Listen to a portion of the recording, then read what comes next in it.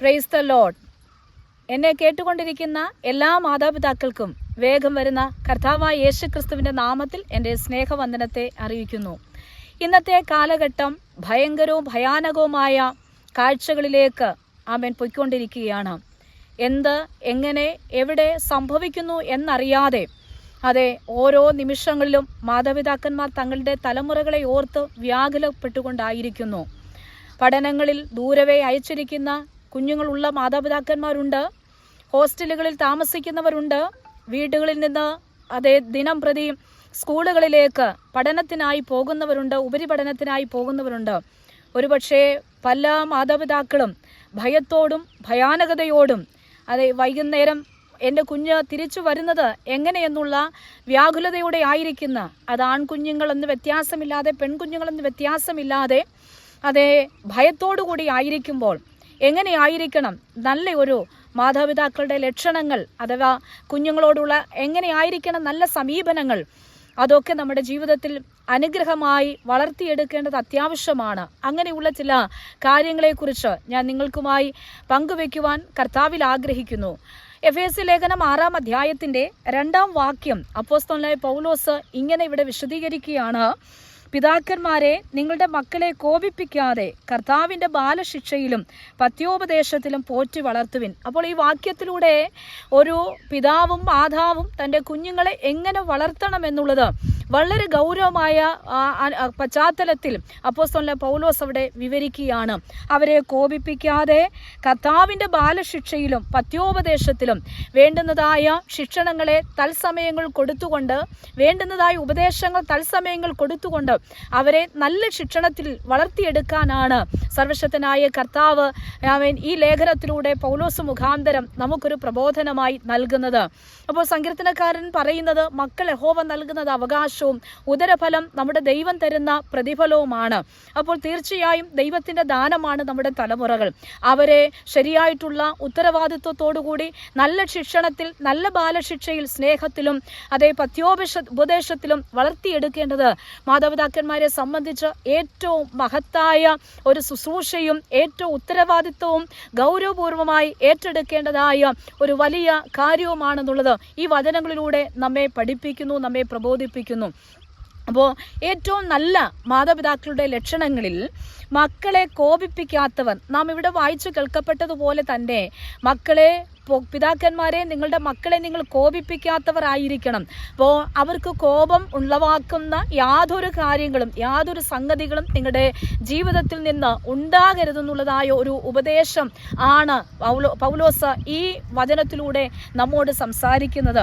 അങ്ങനെയെങ്കിൽ മക്കളെ കോപിപ്പിക്കാത്തവർ ആയിരിക്കണം. 2, മക്കളെ ബാലശിക്ഷയിലും പത്യോപദേശത്തിലും വളർത്തുന്നവർ ആയിരിക്കണം. തക്കതായിട്ടുള്ള ശിക്ഷണങ്ങളെ കൊടുത്ത്, തക്കതായ ഉപദേശങ്ങളെ കൊടുത്തു അവരുടെ ആ ചെറിയ ബാല്യ കൗമാര പ്രായങ്ങളെ വളർത്തിയെടുക്കുവാനുള്ള ഉപദേശങ്ങളാണ് സർവശക്തനായ കർത്താവ് തന്റെ വചനത്തിലൂടെ നൽകുന്നത്. അടിക്കേണ്ട സമയത്ത് ശരിയായ ശിക്ഷണങ്ങളെ കൊടുത്ത്, ശാസിക്കേണ്ട സമയത്ത് ശരിയായ രീതിയിലുള്ള ശാസനകളെ കൊടുത്ത് നല്ല രീതിയിൽ വളർത്തിയെടുക്കാനാണ് ദൈവവചനം തന്നെ നമ്മെ അനുശാസിക്കുന്നത്. അപ്പോൾ മറന്നു പോകരുത്, മക്കളെ ബാലശിക്ഷയിലും പത്യോപദേശത്തിലും വളർത്തിയെടുക്കുന്ന നല്ല മാതാപിതാക്കളായി തീരട്ടെ. മക്കളെ സ്നേഹിക്കുന്നവരായിരിക്കണം. പല മാതാപിതാക്കന്മാരെ കുറിച്ച് നമ്മൾ കേട്ടിട്ടുണ്ട്, അവരുടെ സ്നേഹം അവിടെ ഉള്ളിലാണ്. അത് പ്രകടിപ്പിക്കാൻ കഴിയാത്ത അനേക മാതാപിതാക്കന്മാരെ കുറിച്ചൊക്കെ വ്യത്യസ്തമായ നിലയിൽ നാം കേട്ടിട്ടുണ്ട്. അനേക കൗൺസിലിംഗ് സെക്ഷനിലൂടെ ഒക്കെ കൗൺസിലിംഗ് ആവശ്യമായി വന്ന സംഭവങ്ങളെ കുറിച്ചൊക്കെ ഒരുപക്ഷെ നിങ്ങൾ കേട്ടിട്ടുണ്ടായിരിക്കാം. അപ്പോൾ നമ്മുടെ സ്നേഹം എന്നുള്ളത് പ്രകടിപ്പിക്കാനുള്ള ഒരു വികാരമാണ് സ്നേഹം എന്ന് പറയുന്നത്. കുഞ്ഞുങ്ങളോട് എനിക്ക് സ്നേഹമുണ്ട് എന്ന് പറഞ്ഞ് അത് ഉള്ളിൽ ഒതുക്കി മാറ്റിവെക്കാതെ അവർക്ക് സ്നേഹം കൊടുക്കേണ്ട സമയങ്ങളിൽ തന്നെ അവർക്ക് ആവശ്യമുള്ളതായ സ്നേഹം നൽകി കൊടുക്കാൻ ഒരു മാതാവും ഒരു പിതാവും നന്നായി അത് ശ്രദ്ധിക്കേണ്ടിയിരിക്കുന്നു. അവരെ സ്നേഹത്തിലൂടെ വളർത്തിയെടുക്കണം. സ്നേഹമാണ് അവരെ അരുതാത്ത കാര്യങ്ങളിൽ നിന്ന് പിന്തിരിപ്പിച്ചു കൊണ്ടുവരുന്നത്. കുടുംബത്തിനകത്ത് നല്ല സ്നേഹത്തോടുള്ള തലോടലുകളും ശാസനകളും നല്ല സ്നേഹത്തോടുള്ള കരുതലുകളും ഒക്കെ ഒരു കുഞ്ഞിനെ തെറ്റായ സമൂഹത്തിൽ നിന്ന് അടർത്തിയെടുക്കുവാൻ കഴിയും. അങ്ങനെയെങ്കിൽ കർത്താവിന്റെ വചനത്തിൽ പറയുന്നത് പോലെ അവരെ സ്നേഹിക്കുന്നവരായി തീരണം. മക്കളുടെ മുമ്പിൽ മാതൃകാപരമായിട്ടുള്ളൊരു ജീവിതം ഏറ്റവും അത്യാവശ്യമാണ്. നമ്മുടെ മുൻപിൽ പലരും പറഞ്ഞു കേട്ടിട്ടുണ്ട്, നമ്മുടെ കുഞ്ഞുങ്ങളുടെ ആദ്യത്തെ സ്കൂൾ എന്ന് പറയുന്നത്, ആദ്യത്തെ പള്ളിക്കൂടം എന്ന് പറയുന്നത് വീടാണ്. വീട്ടിലെ കാര്യങ്ങളാണ് പഠിച്ചതിന് ശേഷമാണ് സമൂഹത്തിലേക്ക് അവർ പഠനത്തിനായി മുൻപോട്ട് പോകുന്നത്. അപ്പോൾ വീടാണ് അവരുടെ പള്ളിക്കൂടം, അവരുടെ സ്കൂള്. അപ്പോൾ വീട്ടിലെ കാര്യങ്ങളെ പഠിച്ച് സ്നേഹത്തോടെയുള്ള അല്ലെങ്കിൽ നല്ല സ്വഭാവ രീതികളൊക്കെ വീടുകളിൽ നിന്ന് പഠിക്കുന്നവർ, അപ്പനിൽ നിന്നും അമ്മയിൽ നിന്നും പഠിക്കുന്നവരാണ് സമൂഹത്തിലേക്ക്, ആ സ്വഭാവ ഗുണങ്ങളിലേക്ക് അവർ പോകുന്നത്. തെറ്റായ മാർഗത്തിലേക്ക് പോകുമ്പോഴും അവരെ പിന്തിരിപ്പിച്ചു കൊണ്ടുവരുന്നത് മാതാപിതാക്കന്മാരുടെ മാതൃകാപരമായിട്ടുള്ള ജീവിതമാണ്. അപ്പോൾ ശ്രദ്ധിക്കുക, മാതാപിതാക്കന്മാർ അവരുടെ മുമ്പിൽ, കുഞ്ഞുങ്ങളുടെ മുമ്പിൽ ഏറ്റവും നല്ല മാതൃകാപരമായിട്ടുള്ള ജീവിതം കൈവരിക്കേണ്ടതാണ്.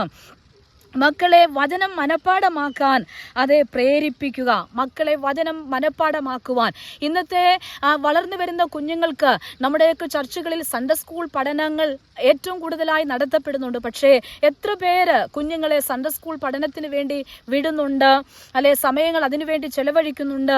മാത്രമല്ല നമ്മുടെ കുടുംബ പ്രാർത്ഥനകളിലോ ഒക്കെ വചനങ്ങളെ പറഞ്ഞു കൊടുക്കുന്ന എത്ര മാതാപിതാക്കന്മാരുണ്ട്? ഇതൊക്കെ നിങ്ങൾ ചിന്തിക്കേണ്ടിയിരിക്കുന്നു. അപ്പോൾ സന്ധ്യാപ്രാർത്ഥന, നമ്മുടെ പ്രഭാത പ്രാർത്ഥനകളിലൊക്കെ കുഞ്ഞുങ്ങളുമായിട്ട് അല്പം ചില മിനിറ്റുകൾ ദൈവസന്നിധിയിൽ ചെലവഴിക്കുമ്പോൾ അവരെ നല്ല വചനങ്ങളെ പറഞ്ഞ് മനഃപ്പാഠമാക്കുവാൻ അത് ഏറ്റവും അത്യാവശ്യമായി ചിട്ടവട്ടമായി ചെയ്യേണ്ടതായിട്ടുള്ള കാര്യങ്ങളാണ്. അപ്പോൾ വചനങ്ങൾ മനഃപ്പാഠമാക്കുവാൻ അല്ലെങ്കിൽ അവരുടെ ജീവിതത്തിൽ വചനങ്ങളെ പറഞ്ഞു കൊടുക്കേണ്ടത് ഏറ്റവും അത്യാവശ്യമായിട്ടുള്ള കാര്യങ്ങളാണ്.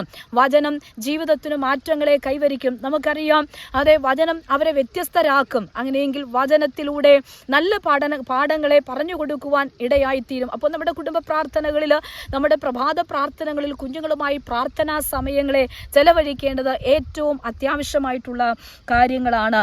മക്കളെ പ്രാർത്ഥനയ്ക്കും ധ്യാനത്തിനുമായി പ്രേരിപ്പിക്കുക. ചെറിയ സമയം മുതലേ, നമ്മോടൊപ്പം വളരുന്ന പ്രായം മുതലേ കുഞ്ഞുങ്ങളെ പ്രാർത്ഥിക്കുവാൻ പഠിപ്പിക്കണം, അവരെ ധ്യാനിക്കാൻ പഠിപ്പിക്കണം. അപ്പോൾ അവരുമായിട്ട് ചേർന്ന് ചില മിനിറ്റുകൾ ദൈവസന്നിധിയിൽ പ്രാർത്ഥനയ്ക്കും ധ്യാനത്തിനുമായി വചന പഠനത്തിനുമായിട്ട് സമയങ്ങളെ വേർതിരിച്ച് എടുക്കേണ്ടത് അത്യാവശ്യമാണ്. ദൈവിക പ്രബോധനങ്ങൾ വചനത്തിലൂടെ നൽകേണ്ടത് ആവശ്യമാണ്. അപ്പോൾ ഈ പറഞ്ഞു കൊടുക്കുന്ന വചന പാഠങ്ങളൊക്കെ അവർക്ക് നല്ലൊരു പ്രബോധനത്തിന് ശരിയായിട്ടുള്ള രീതിയിൽ മുൻപോട്ട് പോകേണ്ടത് ഏറ്റവും കൂടുതൽ അത്യാവശ്യമായിരിക്കുന്ന കാലഘട്ടമാണ്. ആയതിനാൽ നല്ല പ്രബോധനങ്ങൾ, വചനത്തിലൂടെ നല്ല പാഠങ്ങൾ കുഞ്ഞുങ്ങൾക്ക് പറഞ്ഞു കൊടുക്കുവാൻ സമയങ്ങളെ ചെലവഴിക്കുക. അടുത്തത്, ഒരു കുട്ടിയോട് മാത്രം കൂടുതൽ താല്പര്യം കാണിക്കാതെ രണ്ട് കുഞ്ഞുങ്ങളുണ്ടെങ്കിൽ രണ്ടുപേരോടും ഒരുപോലെ സ്നേഹത്തോടുകൂടി അവരെ സ്നേഹിക്കാനും അവരെ കരുതാനും മറക്കരുത്. മൂത്ത കുട്ടിയോട് മാത്രം സ്നേഹം കാണിക്കാതെ ഇളയ കുട്ടിയോടും സ്നേഹിച്ച് രണ്ടുപേരും അവർക്ക് വ്യത്യാസം കൊടുക്കാതെ രണ്ടുപേരെയും ഒരുപോലെ വളർത്തിക്കൊണ്ടുവന്ന് ഒരുപോലെ സ്നേഹിച്ച് അവരെ കരുതി വളർത്തിയെടുക്കുവാൻ ഇടയാകണം.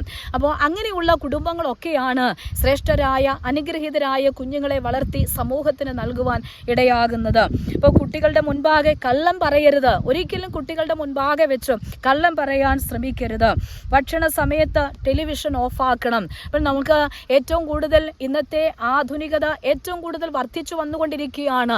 എല്ലാ മാധ്യമങ്ങളും കുടുംബത്തിനകത്തെ സമയങ്ങളെ കവർന്നെടുത്തുകൊണ്ടിരിക്കുന്ന കാര്യങ്ങളാണ് ഈ കാലഘട്ടങ്ങളിൽ കണ്ടുവന്നിരിക്കുന്നത്. അപ്പോൾ ഭക്ഷണം കഴിക്കുന്ന സമയത്ത് ഒരുമിച്ച് ഭക്ഷണം കഴിക്കാൻ ശ്രമിക്കണം.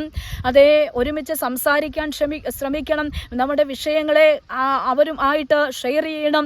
അവരുടെ വിഷയങ്ങളെ കേൾക്കാൻ സന്നദ്ധതയുള്ളവരും സമയങ്ങൾ ചെലവഴിക്കുന്നവരുമായി തീരണം. അപ്പോൾ ആ സമയങ്ങൾ മാധ്യമങ്ങൾ കൈകാര്യം ചെയ്യാതെ, ഫോണിലോ സമയം കളയാതെ, ടെലിവിഷനിൽ സമയം കളയാതെ അവരെ നന്നായിട്ട് അവരോട് സമയങ്ങളെ ചെലവഴിക്കുവാൻ ശ്രദ്ധിക്കേണ്ടത് ഏറ്റവും ആവശ്യമാണ്.